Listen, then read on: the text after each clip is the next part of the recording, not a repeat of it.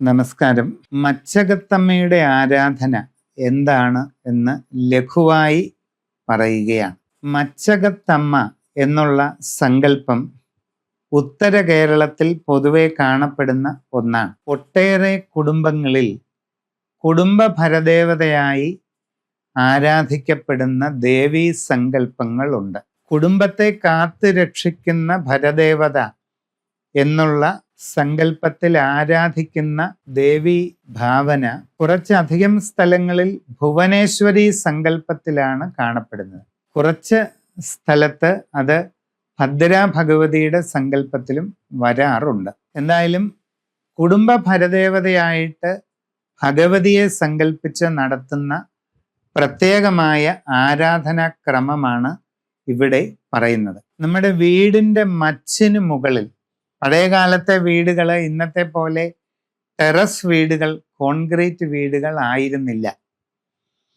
ഓടിട്ട വീടുകളിൽ ആ ഓടിന് താഴെ നല്ല പലകകൾ നിരത്തി അതിൽ പട്ടികകളൊക്കെ തറച്ച് വളരെ സ്ട്രോങ് ആയിട്ടുള്ള ഒരു മച്ച് ഉണ്ടായിരുന്നു.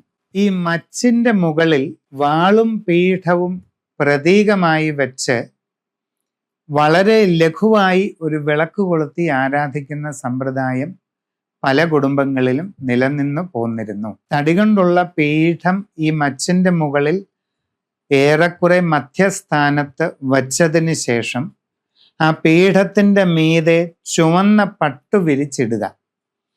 അതിൻ്റെ മുകളിൽ ഒരു ഉടവാൾ സങ്കല്പത്തിൽ സ്ഥാപിക്കുക.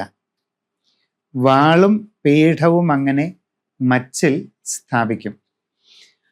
ആ ഉടവാളിൻ്റെ മുമ്പിൽ ലഘുവായി ഒരു വിളക്ക് കൊളുത്തും. മച്ചിൻ്റെ മുകളിൽ കയറിപ്പോകുന്നതിനൊരു ഗോവണി ഉണ്ടായിരിക്കും. കുടുംബത്തിലെ കാരണവർ എല്ലാ ദിവസവും സന്ധ്യാസമയത്ത് മച്ചിൻ മുകളിൽ ഈ ഗോവണിയിലൂടെ കയറി ചെന്ന ഈ നിലവിളക്ക് കൊളുത്തും. ഈ മച്ചകത്തമ്മയ്ക്ക് നിവേദ്യം വെക്കുന്ന സ്ഥലങ്ങളുണ്ട്.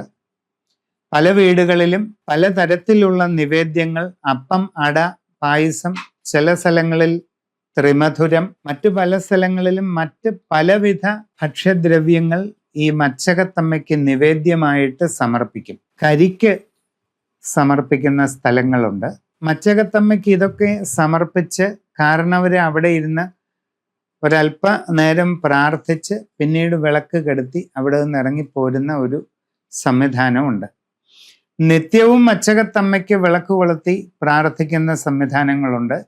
വെള്ളിയാഴ്ച ദിവസം മാത്രം ഈ മച്ചൻ മുകളിലെ ഭഗവതി സന്നിധിയിലെത്തി നിലവിളക്ക് കൊളുത്തി നിവേദ്യം അർപ്പിച്ച് പ്രാർത്ഥിക്കുന്ന സമ്പ്രദായമുണ്ട്. മാസത്തിലൊന്ന് കറുത്തവാവ് ദിവസമോ വെളുത്തവാവ് ദിവസമോ മച്ചകത്തമ്മയ്ക്ക് നിവേദ്യം അർപ്പിച്ച് പ്രാർത്ഥിക്കുന്ന രീതികളുണ്ട്.